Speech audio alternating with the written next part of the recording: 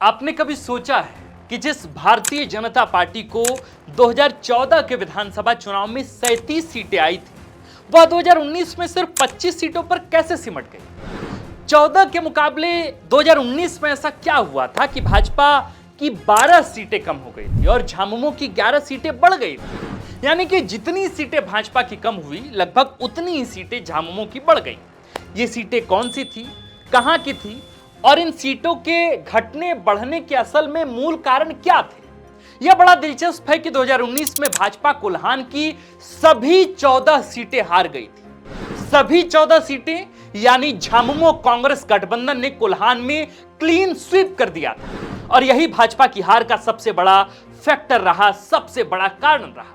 कोल्हान में भाजपा का खाता भी नहीं खुलना एक बड़ा राजनीतिक घटनाक्रम था, जबकि 19 में भाजपा यानी कि लोकसभा चुनाव में भाजपा देश भर में रिकॉर्ड दर्ज करते हुए सबसे बड़ी पार्टी बनकर उभरी। 2024 के विधानसभा चुनाव में इस बार भी भाजपा के लिए सबसे बड़ी चुनौती कोल्हान ही होने वाली है।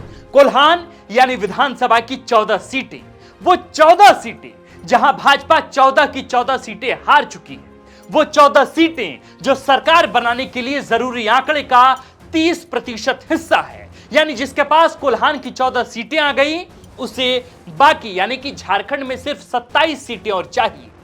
गठबंधन में यह काम बंटकर काफी आसान हो जाता है, ठीक वैसे ही जैसे झामुमो और कांग्रेस के लिए 2019 में हुआ था। इस बार के लोकसभा चुनाव में जब सिंहभूम सीट में भाजपा को हार मिली है, तो कयास लग रहे हैं कि सिंहभूम की 6 सीटों पर भाजपा के लिए विधानसभा चुनाव में वापसी काफी मुश्किल हो जाएगी। आज के इस वीडियो को आप गौर से अंत तक जरूर देखें। आपके झारखंडी पत्रकार का आपसे यही नम्र निवेदन है, हो सके तो कॉपी और कलम लेकर बैठिए, क्योंकि हम आपको कोल्हान की सभी 14 सीटों का विश्लेषण बताने जा रहे हैं और समझाने जा रहे हैं कि 2019 के विधानसभा चुनाव में भाजपा कोल्हान की 14 की सभी 14 सीटें आखिर कैसे हार गई और 5 साल बाद होने जा रहे 24 के विधानसभा चुनाव में भाजपा के लिए इस बार की जंग आखिर कितनी मुश्किल या कितनी आसान रहने वाली है। यह भी बताएंगे कि झारखंड की राजनीति में रघुवर दास के कार्यकाल में आखिर ऐसा क्या हुआ था कि कोल्हान की 14 सीटों पर भाजपा का खाता तलक नहीं खुला। तो बिना किसी देरी के आइए शुरू करते हैं कोल्हान प्रमंडल की 14 विधानसभा सीटों का विश्लेषण और जानते हैं कि क्यों इस बार भी भाजपा के लिए सबसे बड़ी चुनौती बनकर उभरने वाला है कोल्हान। नमस्कार, जोहार, मेरा नाम है आकाश आनंद और आप देखना शुरू कर चुके हैं झारखंड की राजनीति का नब्ज टटोलता, झारखंड का सबसे विश्लेषणात्मक कार्यक्रम जिसका नाम है सियासी कहानियां।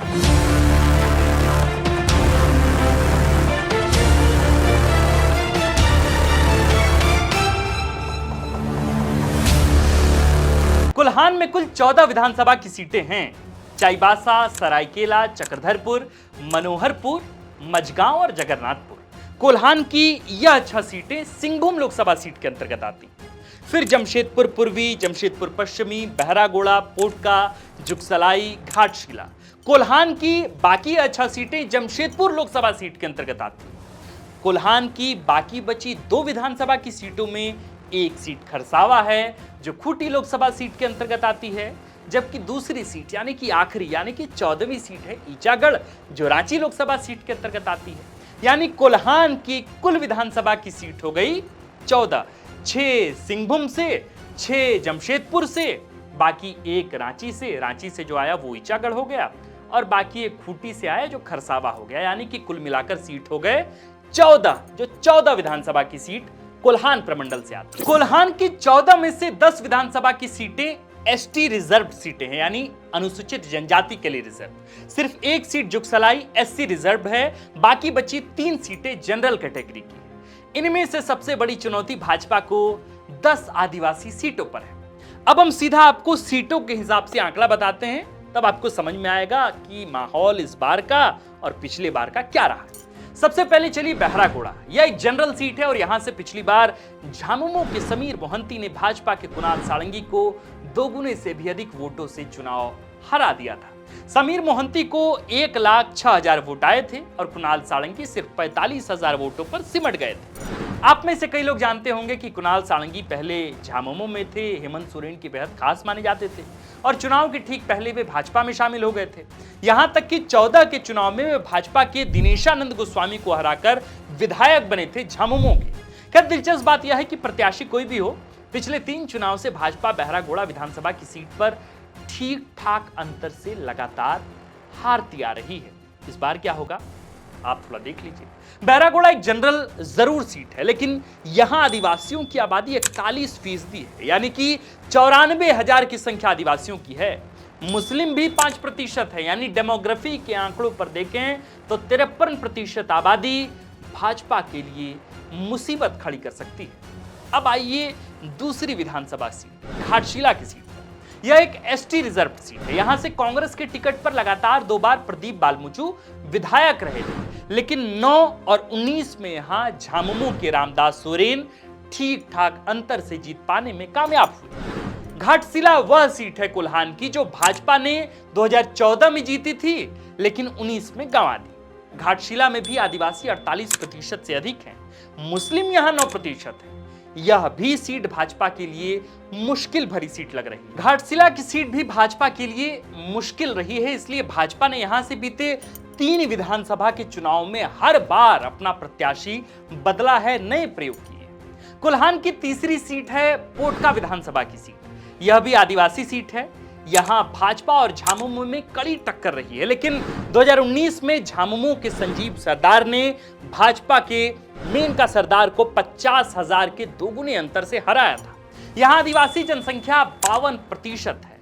हालांकि यहां इस बात का उल्लेख जरूरी है कि 9 और 14 में यहां से भाजपा जीती थी, लेकिन बदले हुए हालात उनके खिलाफ ही दिखते हैं। अब आइए कोल्हान की चौथी सीट यानी जुगसलाई विधानसभा सीट पर।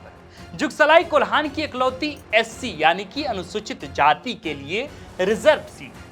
यहां लगातार भाजपा का दबदबा रहा है, लेकिन 19 में पहली बार झामुमो के मंगल कालिंदी ने भाजपा के मोचीराम बावरी को 22,000 वोटों से चुनाव में हरा दिया।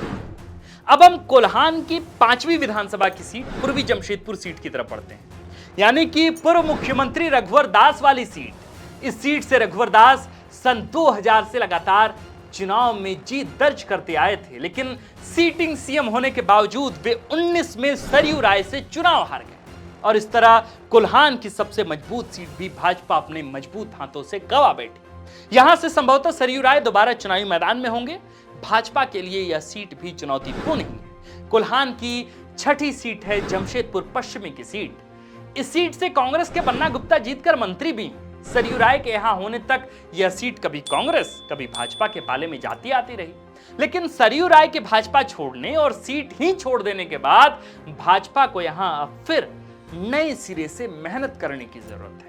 2019 में भाजपा के देवेंद्र नाथ सिंह 22,000 वोट से जमशेदपुर पश्चिम से चुनाव बन्ना गुप्ता के हाथों हार गए थे। अब तक हमने कोल्हान की कुल 6 विधानसभा सीटों पर ही बात की है। कोल्हान की यह सभी 6 सीटें विधानसभा की सीटें जमशेदपुर लोकसभा सीट के अंतर्गत आती है। अब हम कोल्हान की उन 6 विधानसभा की सीटों पर बात करेंगे जो सिंहभूम लोकसभा सीट के अंतर्गत आती है। तो चलिए 7वीं सीट से शुरू करते हैं। 6 तो हमने पहले कंप्लीट कर लिया, अब 7वीं सीट की तरफ बढ़ते हैं। कोल्हान की 7वीं सीट सरायकेला की सीट है, जो कहें तो वर्तमान मुख्यमंत्री चंपाई सोरेन वाली सीट के नाम से जानी जाती है। सरायकेला विधानसभा की सीट पूरी तरह से झामुमो के लिए गढ़ की तरह है और यहां से चंपाई सोरेन का हारना बहुत मुश्किल है।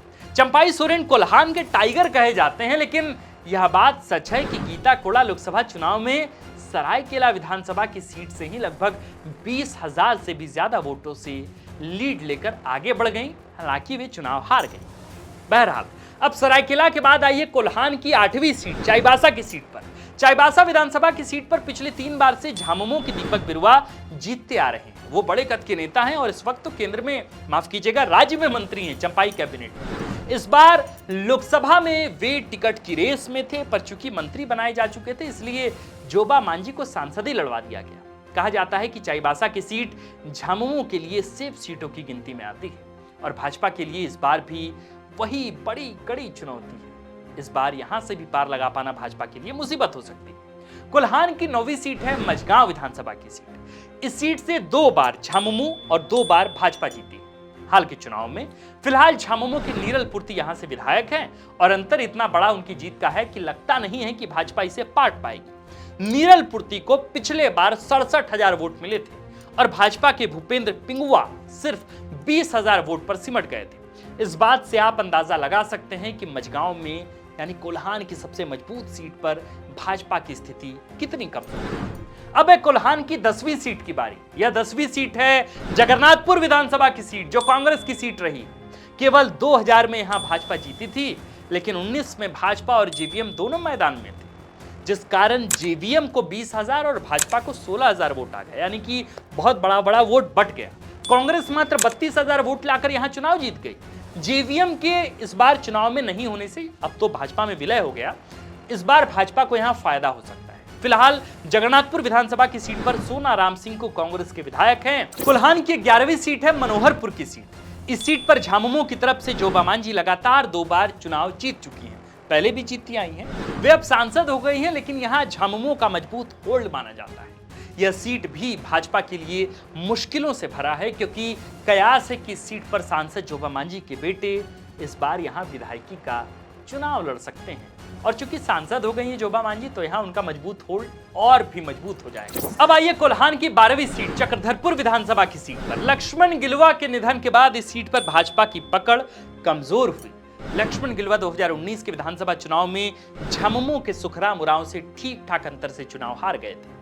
चक्रधरपुर की पॉलिटिक्स में दिलचस्पी रखने वाले लोग, या यूं कहें कि चाणक्य, बड़े चाव से बताते हैं कि कैसे 14 में जब भाजपा की सरकार बनी, तब भी चक्रधरपुर से भाजपा प्रत्याशी की हार हो गई थी। अभी जिन 6 सीटों के बारे में हमने आपको बताई, वह 6 सीटें सिंहभूम लोकसभा सीट के अंतर्गत आती हैं। कोल्हान की 14 में से 12 सीटों पर अब तक हमने बात कर ली। अब 2 सीटें बची हैं। कोल्हान की 13वीं सीट की तरफ हम बढ़ते हैं। ये 13वीं सीट है ईचागढ़ विधानसभा की सीट, जो रांची लोकसभा सीट के अंतर्गत आती है, जहां भाजपा और झामुमो के बीच हमेशा टक्कर रहता है। यहां इस बार भी खेल होने की संभावना ज्यादा है, लेकिन किसी के लिए ईचागढ़ का फिसलन भरा राजनीतिक पिच आसान नहीं होगा, ये बात तो तय है। इस वक्त ईचागढ़ से झामुमो के विधायक सविता महतो हैं, जिन्होंने भाजपा और आजसू को ठीक ठाक अंतर से मात देते हुए 19 में विधायकी का चुनाव जीता था। अब है अंतिम सीट यानी कोल्हान की 14वीं सीट पर बातचीत करने की बारी। खरसावां विधानसभा की सीट आखिरी सीट है, जो खूंटी लोकसभा सीट के अंतर्गत आती है। यह सीट अर्जुन मुंडा वाली सीट रही है, लेकिन वे भी यहां से चुनाव हार चुके हैं। यहां तक कि पिछले 2 बार से यहां से झामुमो के दशरथ गगराई चुनाव जीतते आ रहे हैं और दोनों बार उनकी जीत का अंतर 12 और 25,000 का रहा है। इस बार बात आ रही है कि अर्जुन मुंडा दोबारा खरसावां से विधायकी का चुनाव लड़ेंगे। हालांकि कुछ लोग यह भी दावा कर रहे हैं कि अर्जुन मुंडा अपनी सीट बदल सकते हैं। अब वे बदलेंगे कि प्रदेश इकाई उनकी सीट बदल देगी, ये देखना होगा। ऐसे में देखना यह होगा कि वे कहां से चुनाव लड़ेंगे। वे जहां से लड़ेंगे, मामला तो वहीं से दिलचस्प हो जाएगा, लेकिन जीत की गारंटी फिर भी नहीं दी जा सकती। पर कहा जा रहा है कि वे जहां से लड़ेंगे वो सीट कोई ना कोई कोल्हान की ही सीट होगी। दोस्तों, थोड़े समय में हमने आपको कोल्हान की 14 विधानसभा सीटों के बारे में संक्षिप्त विवरण दिया है। हमने पाया कि यहां 2 या 3 ही सीटें ऐसी हैं जहां भाजपा के लिए अनुकूल परिस्थितियां नजर आती हैं, वहां भी लेकिन मुकाबले कांटे के ही हैं। इससे यह साफ हो जाता है कि भाजपा के लिए स्थितियां क्यों यहां मुश्किल है और हम क्यों यह कह रहे हैं कि इस चुनाव में भी भाजपा को कोल्हान में सबसे बड़ी चुनौती मिलने जा रही है। दर्शकों, कोल्हान वो बहुल क्षेत्र है जिसमें अन्य जनजातियां भी बड़ी संख्या में निवास करती हैं। संथाल के साथ साथ कोल्हान भाजपा के लिए सबसे बड़ी बाधा है। आप सोचिए कि राज्य की 28 आदिवासी सीटों में से 10 केवल कोल्हान से। संथाल में तो गोड्डा और देवघर की कुछ सीटों के कारण भाजपा का ग्राफ ऊपर जाता है, लेकिन कोल्हान में ऐसा नहीं हो पाता, क्योंकि कोल्हान में जो सीटें आदिवासी आरक्षित नहीं है, वहां भी आदिवासी काफी प्रभावी संख्या में है। उदाहरण के तौर पर जैसे आप बहरागोड़ा विधानसभा को ही ले लीजिए, जहां से इस वक्त समीर मोहंती विधायक हैं झामुमो में। ऐसे में जब तक आपके पास आदिवासियों के लिए कोई ठोस मजबूत नैरेटिव नहीं होगा, आप आदिवासी सीटों पर जीतने की नहीं सोच सकते। ऊपर से जिस तरह हेमंत की गिरफ्तारी का संदेश आदिवासियों के बीच गया है, ऐसा लगता है कि भाजपा ने खुद के पैर पर कुल्हाड़ी मार ली है और इस कुल्हाड़ी का जख्म गहरा है और शायद आने वाले चुनाव में इसे भरने का मौका न मिल पाए। मैं फिर से इस बात को बहुत ही जिम्मेदारी के साथ दोहरा रहा हूं कि राज्य में सरकार बनने की स्थितियां क्या होंगी यह कोल्हान ही तय करेगा। कोल्हान में सीटों का आंकड़ा बताएगा कि राज्य में सरकार किसकी बनने जा रही है, और यदि भाजपा चाहती है कि वह सरकार में आए तो उसे कोल्हान से कम 7 से 8 सीटों की बढ़त लेनी होगी, यहां वहां सीट जीतना होगा, और इसके लिए आदिवासी नैरेटिव को फिर से गढ़ना होगा, जो 5 महीने में संभव नहीं लगता। खैर, हम इसी बात पर आज का वीडियो यहीं खत्म करते हैं। आप कोल्हान की राजनीति को लेकर क्या सोचते हैं, हमें कमेंट बॉक्स में लिखकर जरूर बताएं। झारखंड के कोल्हान प्रमंडल के 14 विधानसभा सीटों पर निष्पक्ष बातचीत की है। कोल्हान के जितने दर्शक हैं, आप द फोर्थ पिलर के परिवार में शामिल होइए। अगर आपको लगता है कि हमने ठीक ठाक बातचीत की है तो इस वीडियो को अन्य लोगों तक शेयर जरूर कीजिए। आप देख रहे थे द फोर्थ पिलर का नया नवेला प्रोग्राम, जिसका नाम है सियासी कहानियां। इस एपिसोड को लिखा है हमारे प्रिय साथी, हमारे प्रिय सहयोगी विवेक आर्यन ने। हमारा नाम है आकाश और कैमरे के पीछे हैं नीरज। शुक्रिया।